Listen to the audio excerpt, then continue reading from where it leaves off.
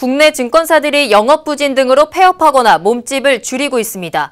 이런 상황에서 정부는 초대형 투자은행을 추진 중인데요. 이로 인해서 향후 증권업계가 부진을 털고 재기할 수 있을지 아니면 새로운 지각 변동이 일어날지 관심이 쏠리고 있습니다. 관련해서 유지은 대표와 이야기 나눠보겠습니다. 안녕하십니까? 안녕하세요. 네, 그동안 국내 증권사들이 영업부진으로 폐업하거나 또 인수합병으로 수가 줄어들고 있다. 그래서 외국계 증권사 비중이 늘어났다라는 얘기가 나오는데 어떻습니까? 네, 전체 55개 증권사 중에서 외국계 증권사가 22곳으로 수적으로 40%에 달하고 있습니다.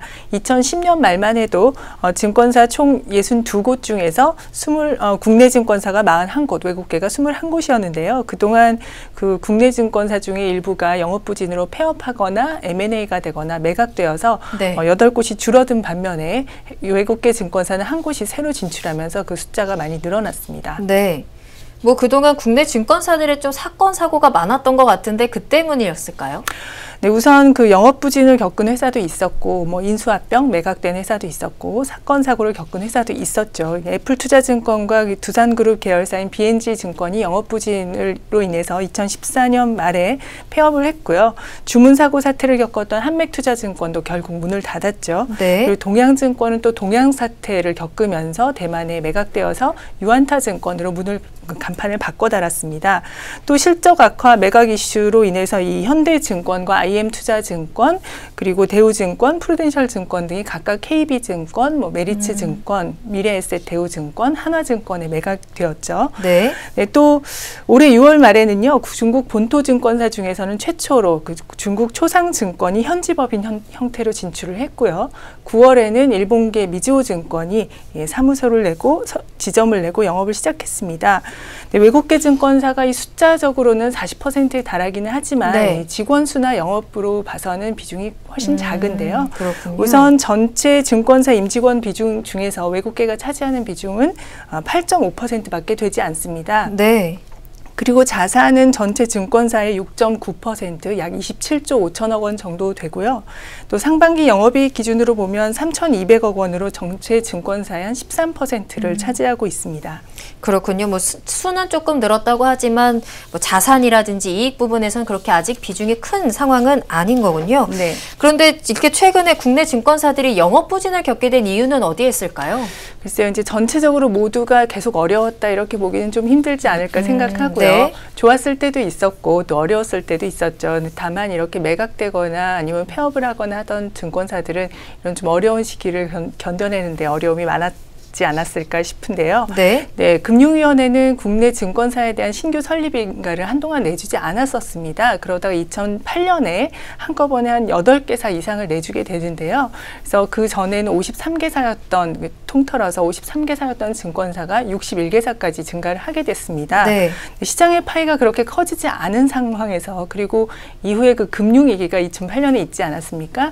이런 좀 어려운 상황에서 그 시장 참여자가 많이 늘다 보니까 경쟁이 많이 심화되었고 그래서 그리고 또 마켓 자체도 초대형 IB와 이 중소형사 이렇게 엣지를 가진 중소형사 이렇게 재편되다 보니까 그 사이에서 아직 기반을 잡지 못했던 신생 증권사들 또 아니면 특화되지 못했거나 아니면 계열사가 없었던 증권사들 좀 어렵지 않았을까 생각됩니다. 그렇군요. 어쨌든 최근에 이제 국내 증권사들이 좀 많이 몸집을 줄이고 있는 상황인데 이런 상황에서 초대형 투자은행을 추진하는 것이 적절한 걸까요? 그 대형 IB 육성을 통해서 이 투자 활성화 그리고 증권사 대형화 유도를 통한 증권업계 재편도 필요한 부분이 있다라고 생각을 합니다. 네. 모든 증권사가 지금 현재 유사한 사업 구조를 갖고 있기는 한데요. 이렇게 모두 비슷한 사업 구조를 갖고 시장에 참여하는 것은 좀 제살깎기 경쟁이 되지 않을까 우려 싶은 부분이 있고요. 네. 대형 IB 육성을 통해서 이 새로운 영역을 개척하고 또 그와 연계된 상품과 시장의 활성화를 띈다면 그로 인한 새로운 생태계가 조성돼서 업계에는 더욱 긍정적이지 않을까 생각합니다. 증권업계가 앞으로 좀 더 다양화돼야 되지 않을까라는 얘기로 들리는데요. 네. 근데 올해 정무위원회 국감에서도 이 부분에 대한 지적들이 있었습니다. 증권업계의 초대형 IB 승인 관련해서 얘기가 오갔는데 어떤 내용들이 나왔나요? 네, 우선 정태욱 자유한국당 의원은 이 자기자본 8조 원 이상 증권사는 종합투자계좌 업무를 할 수 있는데 이 원금 보장이 되기 때문에 시중에 부동자금이 몰릴 수 있다, 뭐 이런 지적을 했고요. 네. 초대형 IB 인가를 자기자본 기준이 아닌 안전성 위주로 해야 된다라고 강조를 했습니다. 네. 또한 국감에서도 이 인가 절차와 감독 기능을 두고 문매를 맞았는데요. 이 초대형 IB 업무 범위 확대가 이 감독보다는 어떤 정책적인 결정에 너무 잘못된 사례다, 뭐 이런 식으로 좀 지적이 많이 있었습니다. 네. 네, 업계에서는 안 그래도 좀 어려운 상황에 있었던 업계가 이 초대형 IB 인가 심사를 더욱 깐깐하게 진행할 것이라는 이런 우려감을 표명하고 있는데요. 네.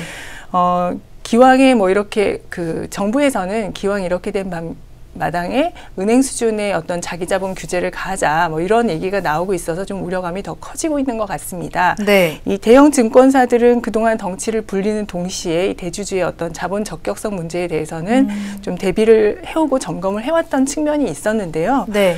은행 수준의 자기자본 규제가 들어온다고 한다면 이것은 사실은 단기간에 어떻게 좀 이 기준을 맞추기가 사실상 불가능하지 않은가 생각이 되고요.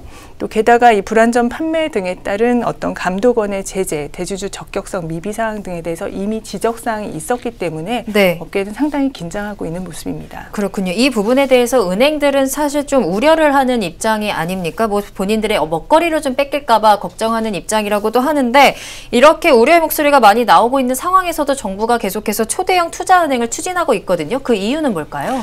네, 은행 측에서는 특히 기업 여신 쪽에 네. 고유 업무의 어떤 침범으로 여기고 있는 것 같습니다. 네. 어떤 산업이건 자신의 영역에 이런 새로운 플레이어가 들어오면 부담스럽고 부정적인 의견을 먼저 표명할 수밖에 없게 뭐 당연히 이해는 갑니다. 네. 그렇지만 이 증권사의 기업 여신은 규모나 어떤 방법에 따라서 은행과는 큰 차이가 날 것으로 보고요. 일단 네. 규모 자체도 은행이 제공하고 있는 기업 여신의 한 10분의 1 정도, 방법에 있어서는 은행의 기업 여신 제공 방법과는 크게 다를 것으로 생각됩니다. 네, 여기까지 듣겠습니다. 지금까지 유지은 대표와 이야기 나눠봤습니다.